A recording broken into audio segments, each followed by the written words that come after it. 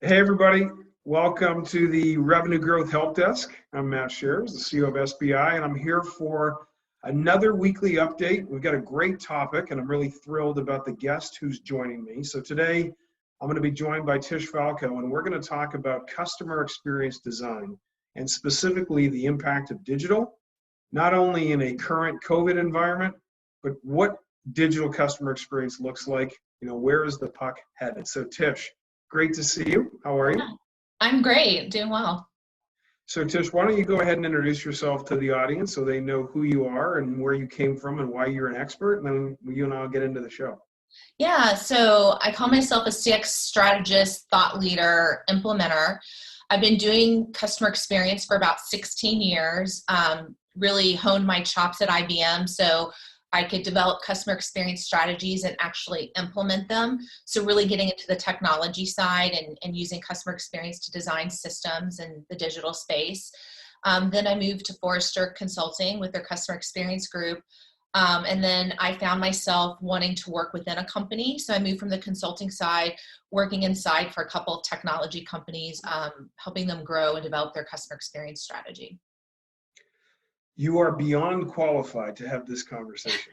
So I'm really pleased that we got a chance to spend time with you. So I guess, Tish, we're going to cover 3 segments, and this is a collection of sort of the most common questions that we've been fielding, and specifically on this topic around customer experience.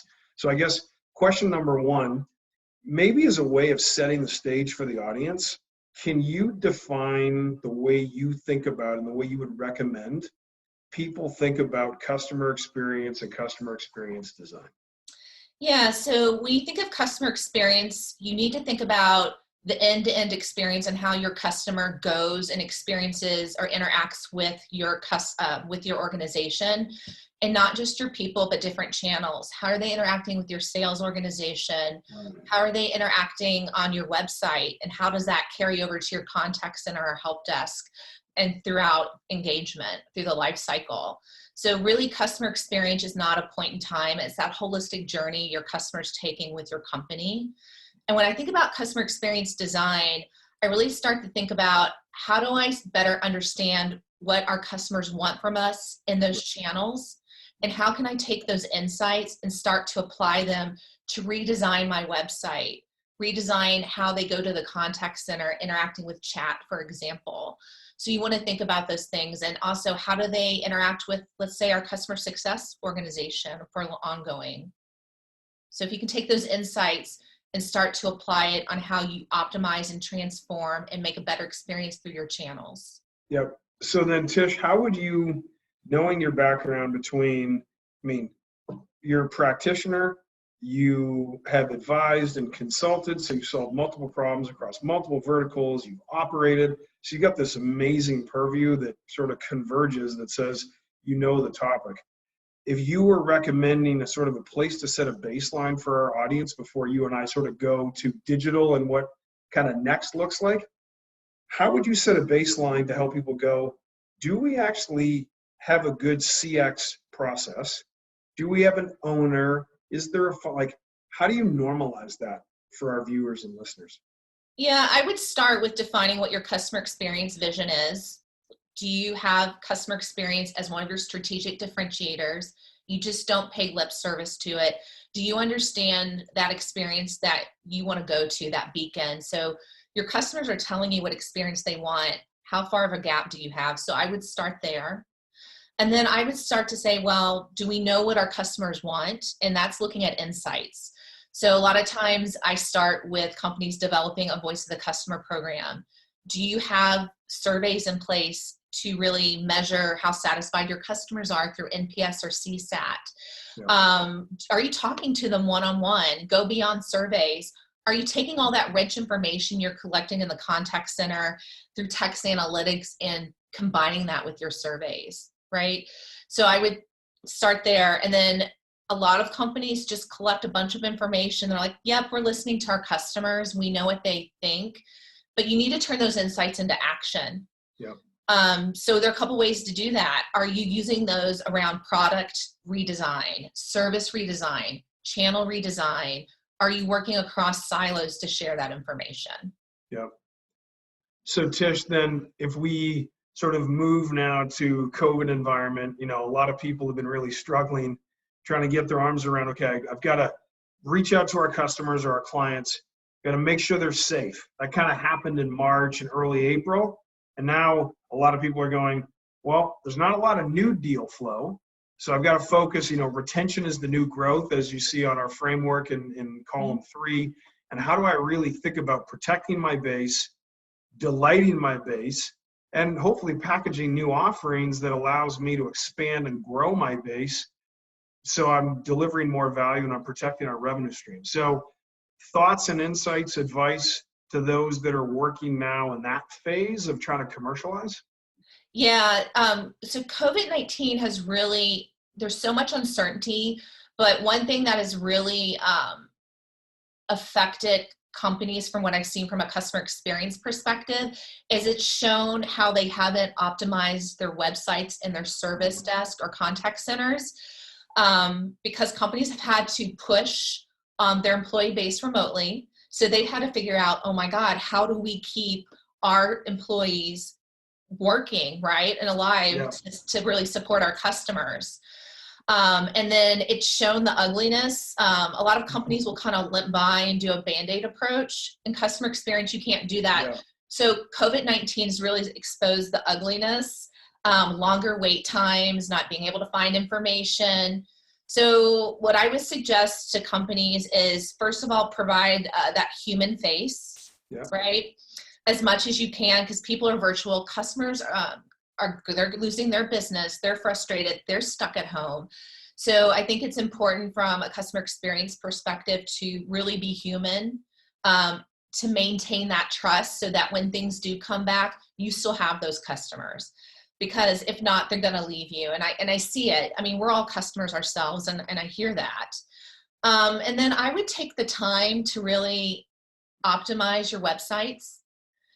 So it's easy for the customer to find information, to navigate, to get the answer that they need, like frequently asked questions and self-service. Try to push a lot there. If they have to call the contact center, are you able to give them the right information, right? So you really want that website to contact center seamless experience. And then thirdly, I would say, that if you can also switch your organization to provide value in the short term, customers are struggling. So can your product do something to help them solve a problem they're facing economically during COVID? Or can you provide thought leadership to help them cope during COVID? That goes a long way, because a lot of companies, I was thinking about this during the recession, companies dropped customer experience and they regretted it. So I think companies need to really stick by customer experience, be more human, provide that easy to do experience so they keep their customers.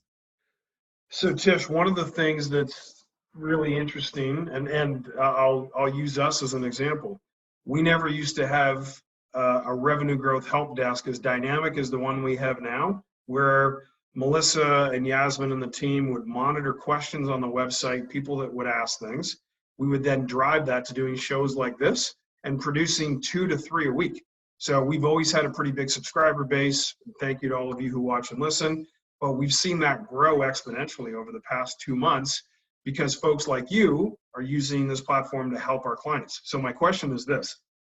If you think about the speed of market listening, oftentimes I find that companies are slow in how they listen to the market and they want more feedback. They do it at 90-day board meetings and this perfectly packaged deck that somebody ran around, as opposed to, hey, every week, here's the feedback, here's what people said, here's what we heard, and because of that, let's give this to them. So do you have some thoughts on market listening and what I would say would be agile market listening and what people should do?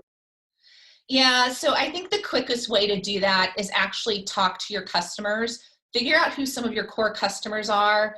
I would set up listening sessions with them, right, to listen to them. That's something quick, because surveys take a long time. You could do a pulse survey, just something really quick. Yeah. That's something easy, but don't think about like a 10 to 15 page survey or question survey. And then I think also your contact center, your salespeople, your customer success team, anyone who's interacting with customers, they're hearing it firsthand. Get them together to do listening sessions with them over lunch and learns. So those are some quick ways that you can pull in information. And don't be afraid to do something quickly, especially in this environment. If you can show your customers and communicate to them that you heard them and you are making changes based on their feedback, that is key. It sounds simple, but companies don't do that. Yeah. Okay, so Tish, now we're going to move to the final segment, which is my favorite segment, which I know will be my favorite segment because it's the hottest topic relative to challenge, which is digital and digital customer experience, and how do CEOs and chief revenue officers and chief marketing officers think about digital customer experience and where we're going. So as a way of framing this question, Tish, if you were laying something out at December of 2021 and working backwards to where we are in the middle of the year, how would you orient somebody to, hey, 18 months from now, future state and playing, like being a leader, this is what it looks like. So help us with that. Yeah, so digital experience, really, I would say you need to understand how your customers are interacting with you, starting with the website, mobile, if you have it, if you don't. But you need to figure out how are they interacting, engaging with you through the website, through mobile, and how does that land in your service desk or contact center? Just to make it simple. Yeah. So if you can start to understand what that journey looks like from end to end, be it good or bad, you can then start to close the gaps. So if you don't have a mobile experience, you probably should get one. You should see how your customers interact with you on the website, where they're struggling, and when that causes them to go into your service desk or contact center. And what does that experience look like? Are you getting, your customers having to repeat themselves, for example? Are they getting the same answer from your contact center that's on the web? Do you have chat, right? Do you have click to call? So that's what I think about digital experience. And I would say, understand what that journey looks like. If you don't have customer insights to tell you what that experience looks like, you need to go get them. And there are a couple ways to do that. And I think take the time. I would skip the survey and actually engage your customers. I love co-creation, for example. Bring your customers in a room to help you figure out what they would want on the journey. Talk to them one-on-one in interviews or focus groups. There are also other different ways which are pretty cool to experiment with. You can do user concept testing where you get the user, say you redesign your website based on that journey and the insights. You can then get a group of customers to interact with that website and start to observe, like an anthropologist, how they're navigating. Because, love that. As product people, your product technicians, engineers are so skilled and they love to innovate, but they're not the customer, and that's okay, right? So a lot of technology is designed sometimes with the human in mind, but once they touch it, you could discover something new, right? Or something new that they want. So I would get them in the room and start to do that. And then you can start to ask them questions like, well, why did you do it this way? What if I did it XYZ? You can even show them wireframes, right?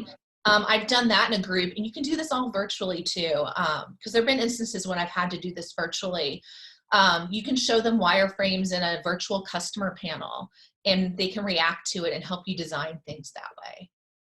That's very helpful. So Tish, are you, one of the trends we observe right now is that because digital is undefined and because we're early days, even on customer experience, and many clients and folks we talk to don't have somebody who gets up maniacally thinking about customer experience as a direct report of the CEO.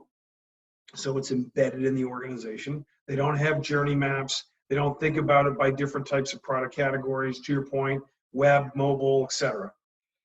Where are you seeing maybe the one or two biggest mistakes thus far that you would recommend to our viewers and audience to steer clear of as they go on their journey relative to digital experience? they assume that they know what the customer wants. They'll skip the insight stage. And you need to involve your customers and listen. It'll go a long way. They say, you know, we know what our customers think. We did a survey a year ago, 6 months ago, or I talked to a couple customers I know.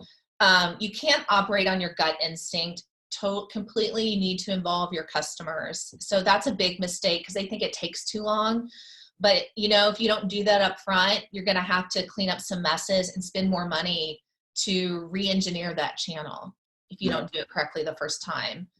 And then I think what they don't do, I would say the biggest one, I put this around governance and culture change around customer experience because that can make or break an initiative. They don't look at customer experience as being shepherded across the organization, and you might lose executive support. Yep. So I really truly believe that if you want to do customer experience, it needs to be a function. So that's shepherded across the organization and driven by a group or business group across the organization and supported by your executives. Good coaching. So Tish, huge thank you on behalf of the SBI team, but also the SBI community and the audience for taking time out of your busy day to come and share some insight with us. You certainly are a thought leader in the space. I'm very, very grateful that you did this for us. Yeah, I love talking about customer experience anytime. Yeah, I know you do. So, all right, everybody. Until next time, I wish you good luck as you try and make your number.